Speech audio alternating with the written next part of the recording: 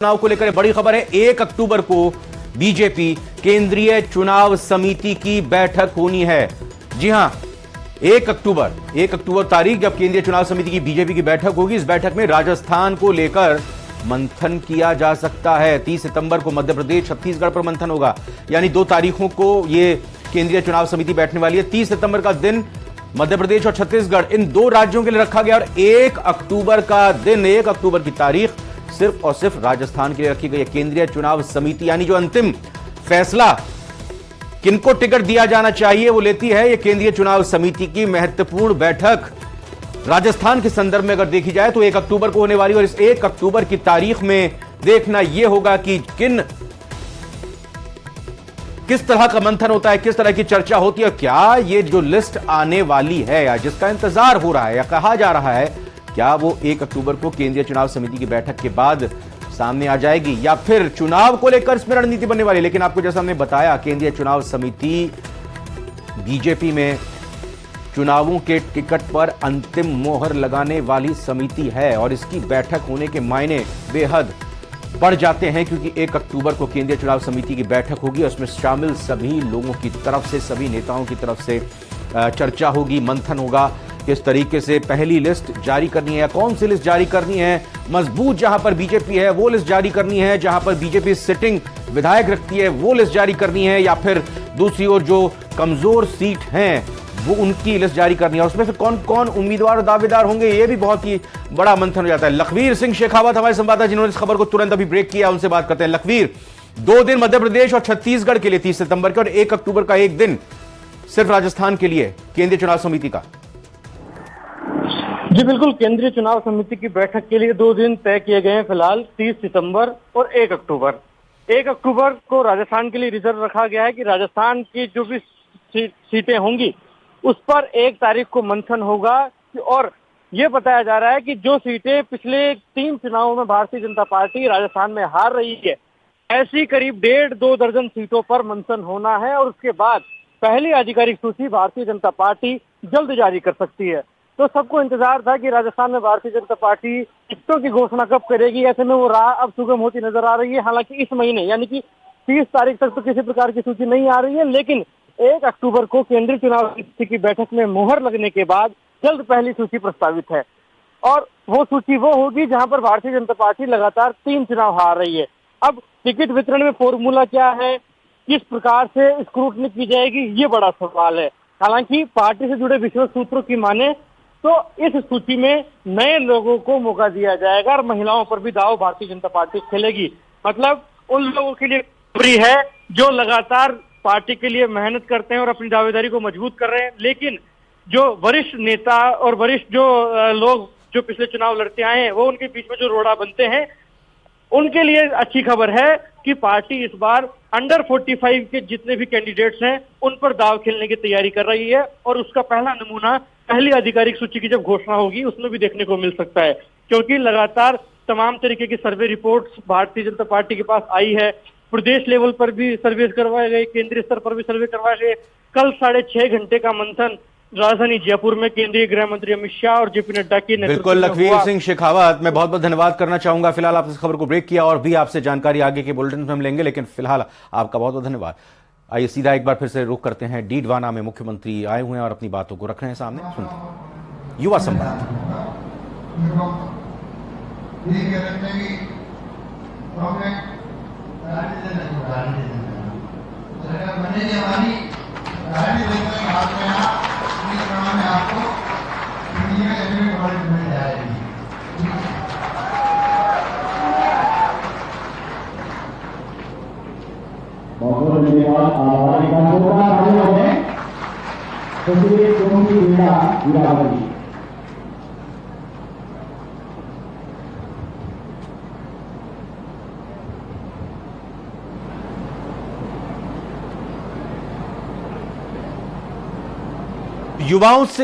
युवाओं से संवाद बलदेव राम मिर्धा स्टेडियम में हो रहा है। सीएम गहलोत डीडवाना के दौरे पर युवाओं से बातचीत करते हुए, युवाओं को बताते हुए कि सरकार ने आपके लिए क्या किया है, आगे का रोड मैप क्या है, 2030 राजस्थान को विकसित प्रदेश की श्रेणी में लाते हुए अग्रिम पंक्ति में लाकर खड़ा करना है, उसमें आपका योगदान कैसे हो सकता है? देखिए कि युवा कुछ बोल रहे हैं, उनको सुनते हैं।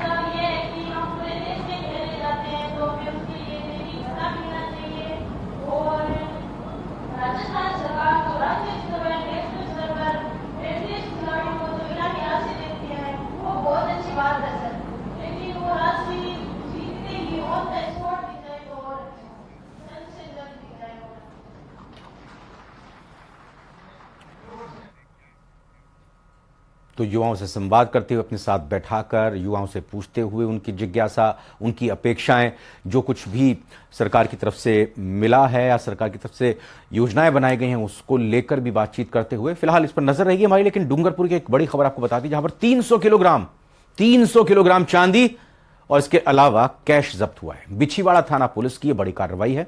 300 किलो चांदी और कैश को जब्त किया गया है।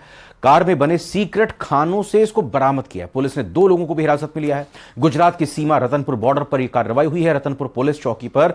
अब आगे की जांच जारी है। तो बड़ी खबर ये डूंगरपुर की आपको बता रहे हैं, जहां पर कुल मिलाकर देखिए पूरा जखीरा 300 किलोग्राम चांदी, एक बड़ी खेप बरामद हुई है। कैश कितना जब्त हुआ है ये फिलहाल अभी जानकारी नहीं मिली है, लेकिन इसको भी लेकर अभी पूरी कार्रवाई की जा रही है पुलिस की तरफ से। ये बिछीवाड़ा थाना पुलिस ने इस कार्रवाई को अंजाम दिया है, कामयाबी हासिल की है ये कैश और चांदी पकड़ने में।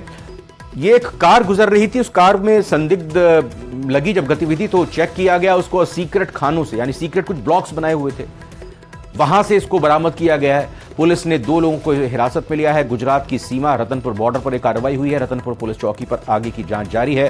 पूछा जा रहा है कहां से ला रहे थे, कहां ले जा रहे थे, इससे पहले कब कब लेकर आए हैं, क्या मकसद आपका है और कब से किन किन लोगों के इससे तार जुड़े हुए हैं।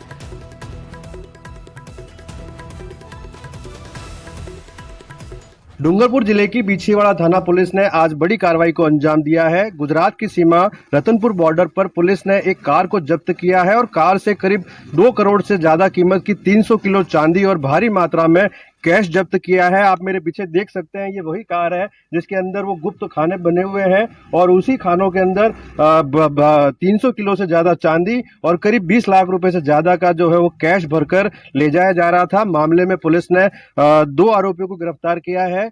प्रारंभिक जानकारी में ये आया है कि ये जो 2 आरोपी हैं इस पूरे कैश और चांदी को आगरा से लेकर के गुजरात के राजकोट जा रहे थे। आप देख सकते हैं मेरे पीछे यहाँ पर ये जो कैश, जो जब्तशुदा कैश है और उसके पीछे जो पैकेट्स है उसमें चांदी जो है भरी हुई है।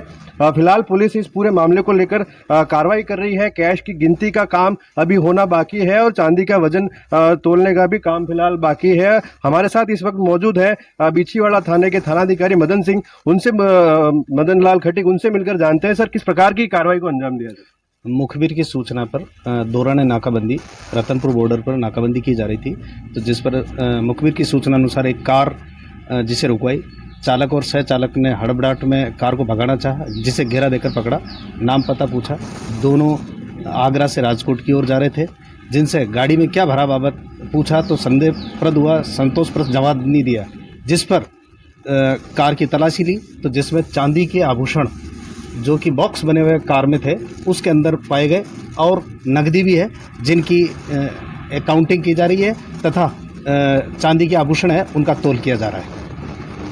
तो जो कैश इस वक्त जो जब्त किया है उसकी गिनती बाकी है और चांदी की का भी वजन किया जा रहा है। प्रारंभिक तौर पर 20 लाख से ज्यादा का कैश बताया जा रहा है और 300 किलो से ज्यादा की चांदी है। निश्चित रूप से ये जो पूरी कार्रवाई है वो बिछीवाड़ा थाना पुलिस की बड़ी सफलता है। एसपी कुंदन कवारिया ने भी यहाँ रतनपुर चौकी पहुंचकर पूरे मामले का जो है जानकारी ली है और उन्होंने दावा किया है कि शीघ्र ही इस पूरे मामले में लिप्त जितने भी लोग हैं, चाहे वो गुजरात के राजकोट से हो या आगरा से जहां से ये गाड़ी शुरू हुई, उन सभी लोगों के तार जोड़ते हुए उन तक पहुंचने के प्रयास किए जाएंगे। Jayesh Pawar, news 18 Rajasthan, Dungarpur.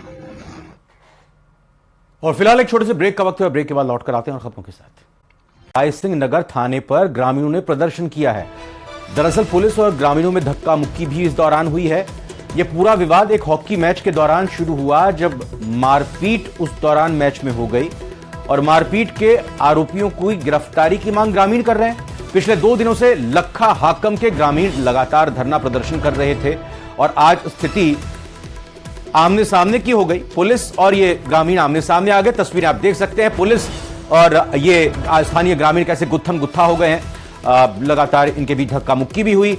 Hockey match के दौरान जो 2 दिन पहले मारपीट हुई थी, आरोपियों को गिरफ्तार करने की लगातार ये मांग कर रहे हैं। उसी को लेकर प्रदर्शन भी 2 दिनों से इनकी तरफ से किया जा रहा था। अनूपगढ़ के रायसिंह नगर थाने पर यह पूरा बवाल हुआ, ये पूरी स्थिति देखने को मिली।